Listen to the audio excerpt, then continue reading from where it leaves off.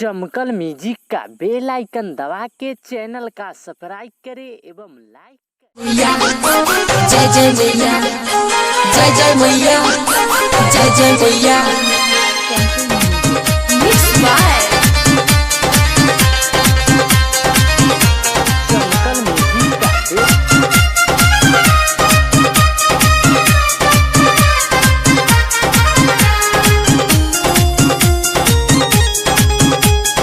माँ कोसी recording studio Nirmali.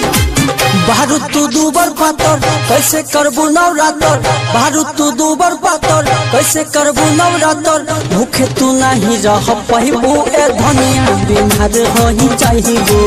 भूखे तू नहीं रह पहिबू ए धनिया बीमार हो चाहिबू। भले हम बानी पातर तबो करब नवरातर, भले हम बानी पातर तबो करब नवरातर। कृपा जे करी देवी मैया तो सब बेड़ा पार हो जाए। कृपा जे करी देवी मैया तो सब बेड़ा पार हो जाए, पार हो जाए। अभी आप सुन रहे हैं बिट्टू यादव की शानदार प्रस्तुति। जय जय मैया जय जय मैया जय जय मैया जय जय मैया। और एकदम बारू तू बड़की चचोरा हो, देखबू जे चिकन पनिया जाई ठोरा हो। अरे 9 दिन के बात बा कल हम बरदास हो, हमारा पे राजा तोरा नहीं खबी सब आस हो। बारू तू दूबर पातर कैसे करबू नवरातर, बारू तू दूबर पातर कैसे करबू नवरातर। भूखे तू नहीं रह पहिबू ए धनिया बीमार हो चाहिबू। भूखे तू नहीं रह पहिबू ए धनिया बीमार हो चाहिबू।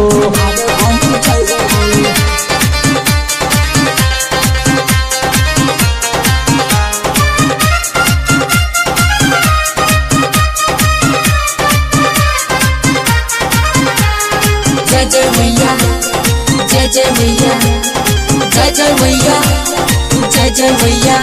अरे मैया के कृपा से भइल गोदी में के ललना, चांदनी चमन कहे पूरा भइल सपना। और मानबू न बात धनी कल तैयारी, राइटर नवल छोटू बनी है पुजारी।